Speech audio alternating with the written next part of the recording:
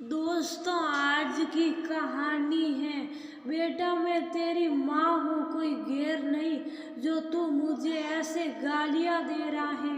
दोस्तों, कहानी शुरू करने से पहले अगर आपने हमारे चैनल को अभी तक सब्सक्राइब नहीं किया हो तो कर लीजिए, ताकि आपके पास पहुँच सके हर नया वीडियो।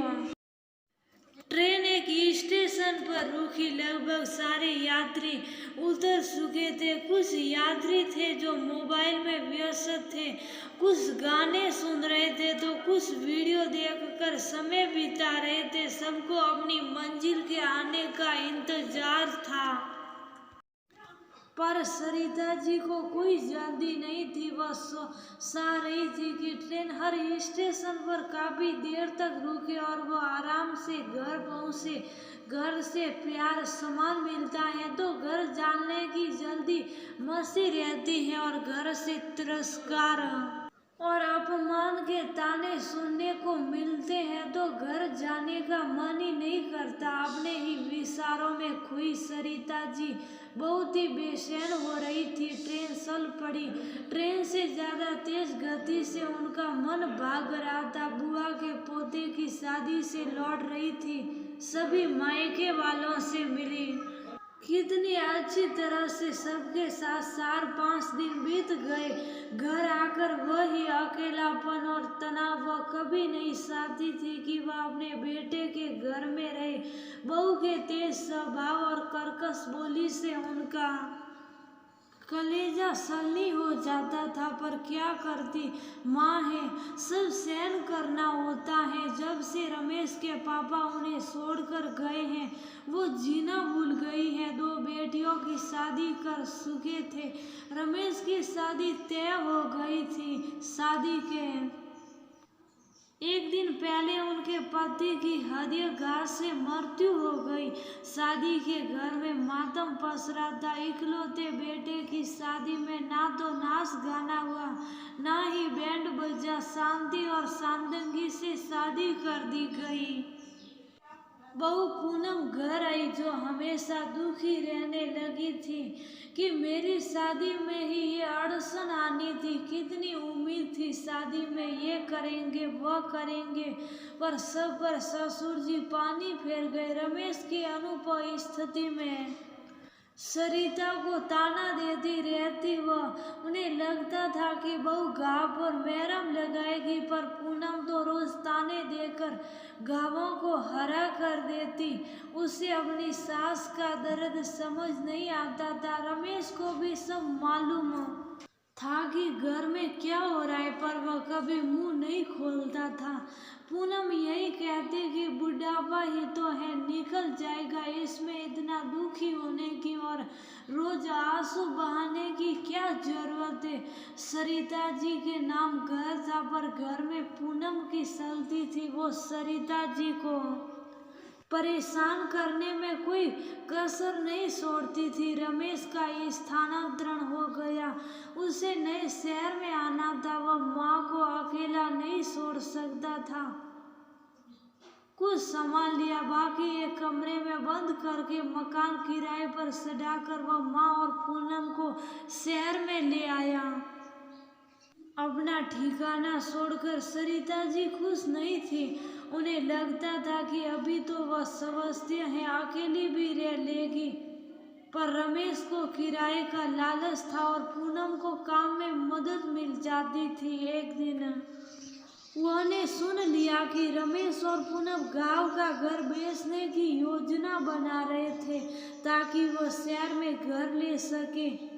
अभी तक पूनम की गोद भी हरी नहीं हुई थी। पूनम ने आकर किटी पार्टी ज्वाइन कर ली। वह सहेलियों के साथ घूमती रहती थी और सरिता जी रसोई संभालती थी। घर में पूनम की पसंद का ही खाना बनता था। पूनम की मर्जी से ही घर चलता था। सरिता जी को यही बंधन पसंद नहीं आता था। सालों से वह अपनी मर्जी से रसोई घर चलाती थी। अब काम तो वह रसोई में करती थी, पर उन्हें अपने हिसाब से कुछ बनाने की आज़ादी नहीं थी। जिंदगी चल रही थी, उन्हें अपना पुराना घर बहुत ही याद आता था। अपने शहर आने में वक्त था। ट्रेन फिर उनके गांव वाले स्टेशन पर रुकी थी। सरिता जी ने कुछ नहीं सोचा और स्टेशन पर उतर गई। वहां से उतर कर अपने घर आ गई। अपने घर में नीचे किराएदार थे। ऊपर का एक कमरा बंद था, उन्होंने उसका ताला तुड़वा दिया और रात को सोने लायक जगह बना दी। सुबह वह एक नई ताजगी के साथ उठी। किराएदार ने शाही नाश्ता करवा दिया। उन्होंने कबाड़ वाले को बुलाया और कमरे का अनावश्यक सामान बेच दिया और कुछ सामान पड़ोसियों को दे दिया। शाम तक उनके कमरे में अच्छी जगह हो गई। आज किराएदार को किराया देना था, तो उन्होंने वह किराया खुद रख लिया। रमेश के अकाउंट में जमा नहीं करवाया, क्योंकि घर उन्हीं के नाम पर था। उधर रमेश परेशान हो रहा था। माँ पहुंचने वाली थी, पर आई नहीं। माँ ने फोन भी बंद कर रखा था। किराए के लिए किराएदार के पास फोन किया तो रमेश को पता लगा कि माँ तो गांव के घर पहुंच चुकी हैं। 2 दिन रमेश को छुट्टी नहीं मिली। तब तक सरिता जी ने रसोई का सामान खरीद लिया था। उसी कमरे के कोने में अपने लिए एक छोटी सी रसोई बना ली। सामने छत पर अपने द्वारा लगाए गए पौधों को संभाला। आज 2 दिन सुकून से रही। रविवार को सुबह सुबह रमेश और पूनम वहां पहुंच गए। माँ, ये क्या तरीका है? हम 2 दिनों से परेशान हो रहे और आप यहाँ मजे कर रही हो। अपने बच्चों की तकलीफ का अंदाजा भी नहीं है, आपको हद करते हो। और ये कमरे का ताला तोड़ दिया, अपनी मर्जी से सामान बेच दिया, नया सामान भी ले लिया, किराया भी खुद रख लिया। ऐसा कोई अपने बच्चों के साथ करता है? बेटा, आवाज नीचे कर। वह तेज स्वर में बोली, माँ हूँ तेरी, तुझे जन्म दिया है, पालन पोषण किया है, तेरी हर तकलीफ में तुझे संभाला है। बीमारी में रात रात भर जगी हूँ, तेरी हर इच्छा पूरी की है, तेरी पत्नी की खरी खोटी सुनी है। तूने कभी आकर पूछा है, माँ आपको क्या हाल है, आपको क्या तकलीफ है, आप इतनी उदास क्यों रहती हो? कभी तूने मेरी तकलीफ समझी? 2 दिन तू माँ के लिए परेशान रहा, क्योंकि तेरी पत्नी को रसोई में काम करना पड़ा। रमेश, तू ये मत भूलिए, घर मेरे नाम है, तो इसका किराया भी मुझे ही मिलेगा और उससे मैं अपना महीना का राशन इंतजाम कर लूंगी। तेरे घर में बंदी की तरह रहना नहीं चाहती हूँ। मैं अपनी बसी खुशी जिंदगी आराम से सुकून आत्म सम्मान के साथ बिताना चाहती हूँ। माँ हूँ तेरी, तूने तो मुझे एकदम से ही बेसहारा कर दिया है। तेरे घर की मुझे जरूरत नहीं है। औरत के सर पर एक छत तो होनी चाहिए, पर मेरे पति मेरे लिए वह छत देकर गए हैं।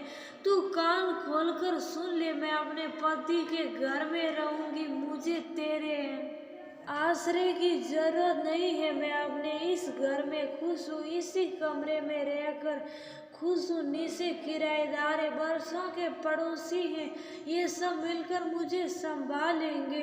तुझे मेरी चिंता करने की कोई जरूरत ही नहीं है। पूनम, तुम अभी तक माँ नहीं बनी हो। जिस दिन माँ बनोगी उस दिन समझ आएगा कि माँ का अपने बच्चों से क्या रिश्ता होता है। सरिता जी के मुंह से ये बातें सुनकर रमेश और पूनम के होश उड़ गए। उन्होंने माफी मांगी और उनको अपने साथ चलने को कहा। बरसों बाद पहली बार अपने लिए सोचने वाली सरिता जी ने साथ जाने से इनकार कर दिया। तुम दोनों का जब भी मन हो मुझसे मिलने आ सकती हो, तेरी माँ। का घर तुम दोनों के लिए सदा खुला है, पर ये उम्मीद मत रखना कि मैं ये घर तुम्हें देकर जाऊंगी। दोनों बेटे बहू मुंह लटका कर चले गए और उस दिन के बाद सरिता जी अकेले ही अपने घर में खुश रहने लगी थी और अपना वक्त गुजारने लगी।